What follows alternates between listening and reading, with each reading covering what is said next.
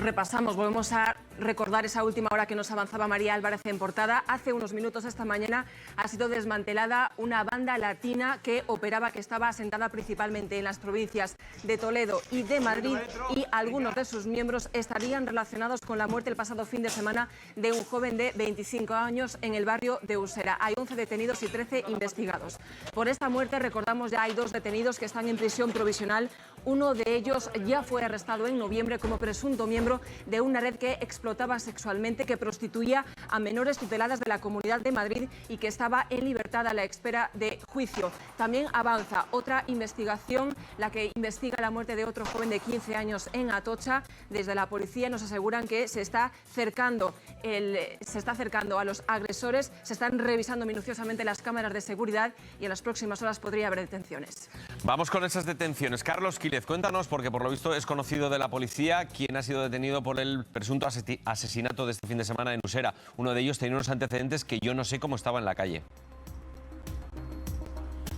Bueno, esta es la pregunta que nos hacemos 1 y 40.000 veces, ¿verdad? Es decir, porque tenemos a personajes que están perfectamente ubicados. Mira, de hecho, cuando se produce algún tipo de pelea, algún tipo de suceso en el que se ven implicadas personas que pertenecen o que aparentemente pertenecen a organizaciones juveniles, pandillas, bandas latinas, etcétera, etcétera, automáticamente se activa por parte de los grupos, sobre todo no de los de seguridad ciudadana, que son los que asisten inicialmente, sino de los grupos de información, se tira de archivo. Y en el archivo están los que finalmente acaban siendo detenidos. Es decir, no estamos ante una investigación estrictamente muy complicada, porque actúan con una jactancia y además con una explicitud tan sumamente grosera que los agentes de la policía, más pronto que tarde, acaban ubicando a quienes o han cometido la agresión o están al corriente o directamente la han ordenado, como es lo que ha ocurrido en este caso. Unas organizaciones que ayer lo decíamos y creo que quedó muy bien explicado lo que explicaba sobre todo López Iturriaga y demás, era en relación a ese blindaje. Es decir, es la mafia. Cuando hablamos de que jóvenes españoles en situación de desarraigo, creo que Marta también hizo alguna intervención estos últimos días en este sentido, se incorporaban a las bandas latinas, se incorporan porque encuentran una protección y sobre todo encuentran unos mecanismos de resolución de sus conflictos que nosotros en la sociedad no les damos. Todo esto es un caldo de cultivo. La apología de la violencia es otra, la situación de crisis económica naturalmente es otra, y después, en fin, la facilidad con la que circulan armas en nuestro país, que es algo aberrante. Evidentemente, y acabo, esto no es el Bronx, esto no es el malecón de Guayaquil, no es el Bronx de Nueva York, Madrid no es el Bronx de Nueva York, naturalmente que no, pero no nos quedemos con aquella imagen un tanto almibarada que nos dio hace poco la policía, porque efectivamente el problema subyace y no va a menos. Eso es un dato objetivo.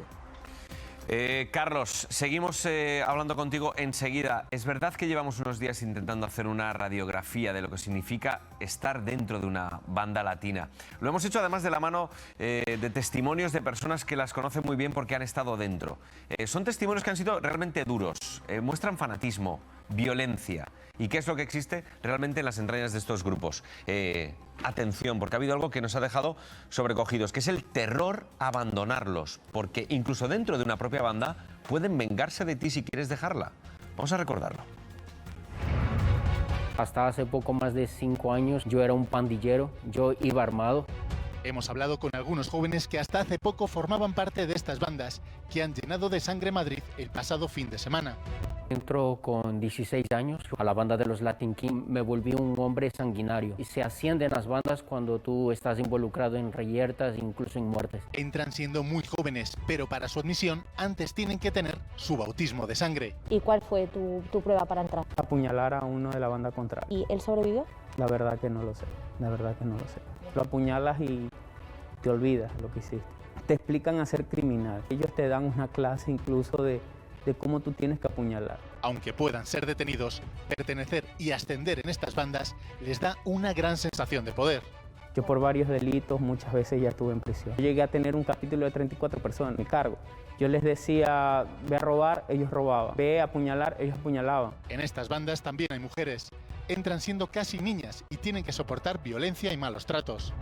A los 12 años conocí lo que eran las bandas latinas. Conocí a un chico que él era trinitario. Y hay un momento en el que tú te quedas embarazada. ¿Cuántos años tenías? Tenía 14 años. ¿Y qué hiciste? Aborté en casa. Se tornó un infierno, ¿no? ¿Te maltrataba? Sí. ¿Te pegaba? Me pegaba, sí. Para mí aquello era normal. Yo no lo veía como que él me estaba haciendo daño, porque es lo que tú vives en la calle. Todos los testimonios coinciden que es más fácil entrar que salir de la banda. Es más complicado salir. La intención de ellos es de que tú no salgas, porque tú le eres más valioso allí dentro que fuera. ¿Crees que si hubiera seguido por ese camino hoy estaríamos teniendo esta conversación? No, estaría muerto. Queremos seguir ahondando en lo que significa estar dentro de una banda latina o salir de ella. Y por eso hoy, María Álvarez, insisto en mi enhorabuena a ti, a Eva Prieto y a los compañeros de redacción por el trabajo que estamos haciendo esta semana respecto a los testimonios que estáis consiguiendo en la calle de bandas latinas. Hoy tenemos un testimonio más de una persona que ayuda a miembros de estas bandas a reinsertarse. María. Sí, es del Centro de Ayuda al Cristiano, el Observatorio de Bandas Latinas, y allí llegan los chavales, porque insistimos, son auténticos chavales menores de edad en muchos casos que quieren salir de las bandas. Nos insisten precisamente en lo dificilísimo que es entrar, lo fácil que te lo ponen, alfombra roja para entrar, y lo difícil que es salir. ¿Por qué es difícil salir? Pues porque tienen mucha información, porque saben cómo funciona todo ese engranaje de las bandas latinas y se lo ponen muy complicado. Por eso nos dicen que lo primero es romper con todo y tener voluntad de dejar todo ese pasado atrás. Nos insisten desde el Observatorio de Bandas Latinas que se ha incrementado el número de personas, que ellos tienen esas cifras, que se ha incrementado a raíz del confinamiento, y también, ojo, el número de mujeres que son usadas, como veíamos en ese testimonio de Jenny con la que hablábamos ayer, para reclutar a gente, también para servir como espías entre las otras bandas, pero que están aumentando precisamente ese número de chavales que están entrando en bandas latinas. Y sobre lo que está sucediendo ahora, nos dicen, actúan como milicias y ahora mismo están dormidos a la espera, planeando la venganza.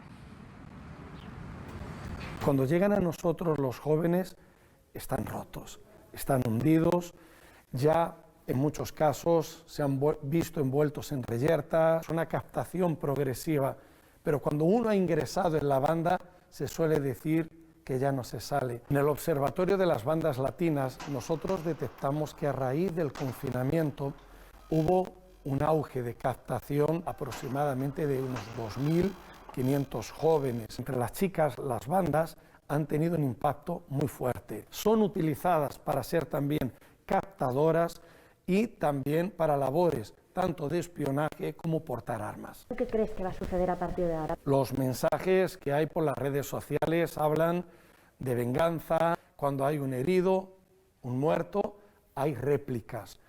Y creo que habrá réplicas.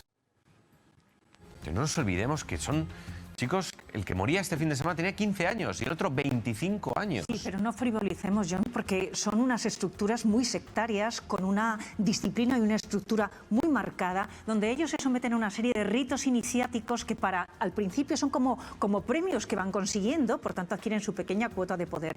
El perfil, me ha espeluznado escuchar lo de la pandemia, porque el perfil, claro, es un chaval que no tiene perspectivas ni expectativas, que no tiene futuro, en mitad de una pandemia donde todo es incertidumbre, donde vivirá precariedad, carencia, miedo dentro de su propia familia, y ellos le ofrecen una alternativa.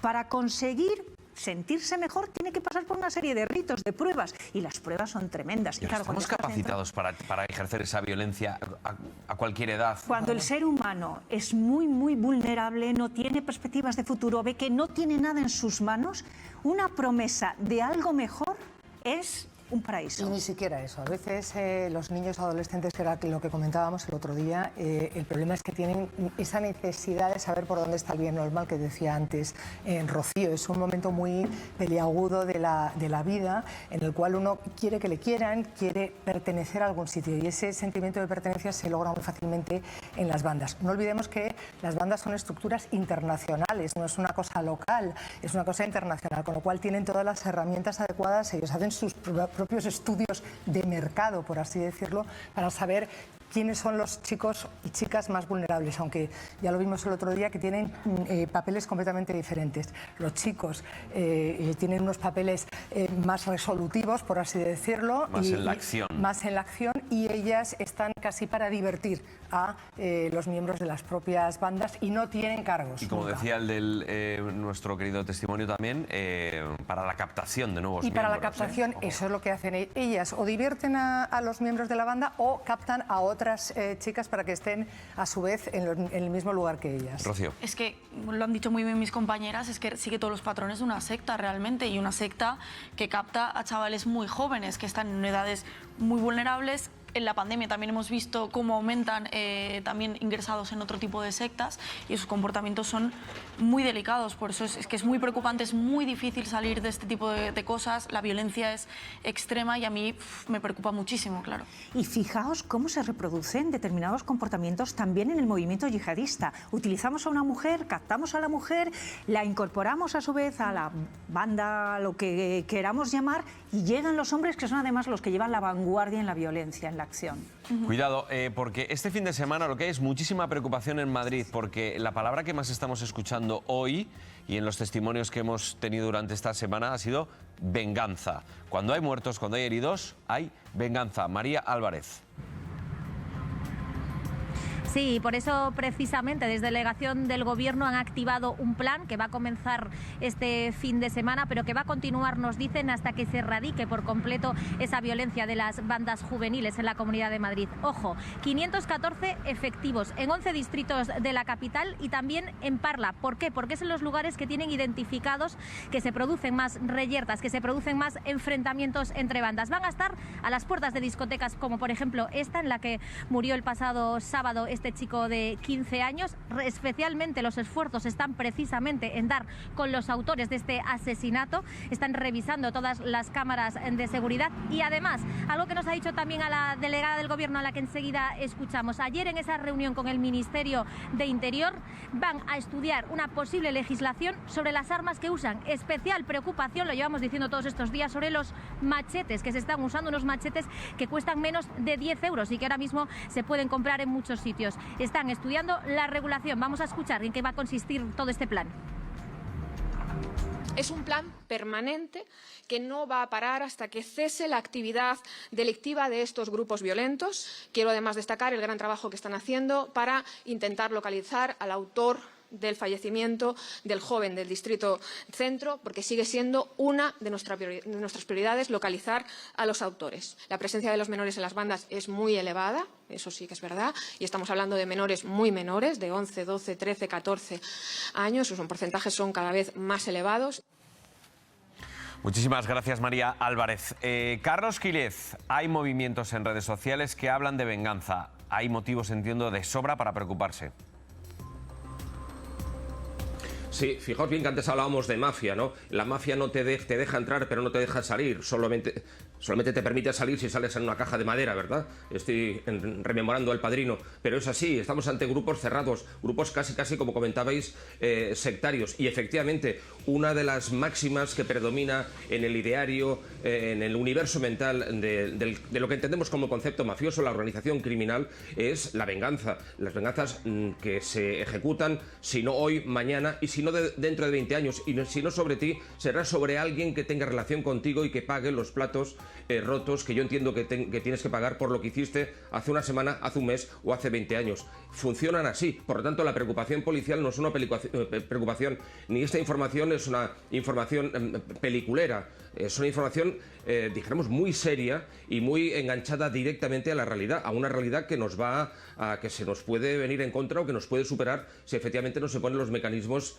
necesarios. Las redes, pues la están utilizando naturalmente, pues para contactar, para captar, también para de alguna forma difundir mensajes, para difundir doctrinas, jergas. Pero no solamente, lo que pasa es que lo están haciendo de una forma bastante torpe, nos dice la policía. Es decir, antes hablabais de la comparación con Al-Qaeda, el movimiento que está haciendo el terrorismo yihadista o la inteligencia del movimiento yihadista radical terrorista en las redes es absolutamente complejo en comparación con lo mundano de estos movimientos que están haciendo las bandas latinas. Están siendo muy fácilmente localizados y algunos se han producido detenciones como consecuencia de esa torpeza al utilizar los mensajes en las redes. Pero lo están utilizando, los colores, ¿no? A los Dominican Don't Play les gusta la mancha negra. Cuando van y llevan a cabo una acción ponen una cruz negra. Decía, hemos estado aquí, ¿no?